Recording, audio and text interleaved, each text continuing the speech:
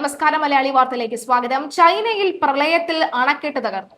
ഇതേ തുടർന്ന് 48,000 പേരെ അടിയന്തരമായി മാറ്റിപ്പാർപ്പിച്ചു. നിരവധി പേർ ഒഴുക്കിൽപ്പെട്ടതായി വിവരമുണ്ട്.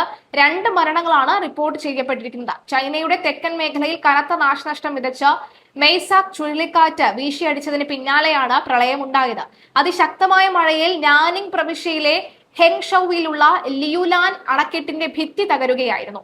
തിങ്കളാഴ്ച രാവിലെ 11 മണിയോടുകൂടിയാണ് അണക്കെട്ടിൽ വൻ വിള്ളൽ രൂപപ്പെടുകയായിരുന്നത്.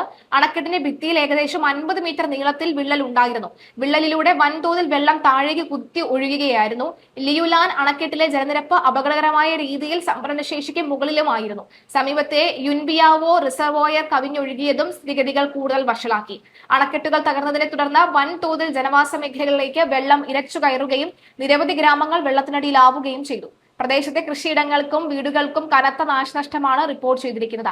തകർന്ന അണക്കെട്ടിന്റെ ഭാഗങ്ങൾ പുനർനിർമ്മിക്കാനും ദുരിതബാധിത പ്രദേശങ്ങളിൽ നിന്ന് ആളുകളെ സുരക്ഷിത സ്ഥാനങ്ങളിലേക്ക് മാറ്റാനുമുള്ള അടിയന്തര രക്ഷാപ്രവർത്തനങ്ങൾ ചൈനീസ് അധികൃതർ ആരംഭിച്ചു കഴിഞ്ഞു. ഡ്രോണുകൾ വഴി ഭക്ഷണ വിതരണം നടത്തുന്നുണ്ട്. 1,50,000 യൂണിറ്റ് ദുരിതാശ്വാസ സാമഗ്രികൾ സ്ഥലത്തേക്ക് എത്തിച്ചിട്ടുണ്ട്. പ്രളയത്തിൽ ഒറ്റപ്പെട്ടവരെ രക്ഷിക്കാൻ ചൈനീസ് ദുരന്ത നിവാരണ സേന രംഗത്തിറങ്ങിയിട്ടുണ്ട്.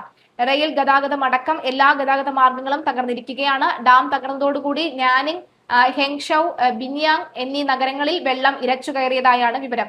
ലിയുലാൻ, യുൻബിയാവോ അണക്കെട്ടുകൾ സ്ഥിതി ചെയ്യുന്ന ഹെങ്ഷൌ എന്ന നഗരത്തിലാണ് ദുരന്തം ഏറ്റവും അധികം ബാധിച്ചത്. നിരവധി ഗ്രാമങ്ങളും ജനവാസ കേന്ദ്രങ്ങളും വെള്ളത്തിനടിയിൽ ആവുകയാണ് ചെയ്തത്. ഇപ്പോൾ രക്ഷാ പ്രവർത്തനങ്ങളൊക്കെ നടത്തി നിരവധി ആളുകളെ മാറ്റിയിട്ടുണ്ട്. വെള്ളം ഈ ഡാമിൽ കുറയുന്ന സാഹചര്യം ഉണ്ടാകുന്നു. വെള്ളം പതിയെ ഇറങ്ങുന്ന സാഹചര്യമൊക്കെ ഉണ്ടാകുന്നതിൽ വലിയ അപകടം തന്നെയാണ് നടത്തിയിരിക്കുന്നത്. കേരളത്തെ സംബന്ധിച്ച് നോക്കുകയാണെങ്കിൽ അതിശക്തമായ മഴയാണ് ഇന്ന് തെക്കൻ മേഖലയിൽ ലഭിക്കുന്നത്. വടക്കൻ മേഖലയിലായിരുന്നു കഴിഞ്ഞ ദിവസം മഴയെങ്കിൽ തെക്കൻ മേഖലയിലേക്ക് മഴ ഉണ്ടായിട്ടുണ്ട് എന്ന വ്യക്തമാകുന്ന റിപ്പോർട്ടുകളാണ് വരുന്നത്.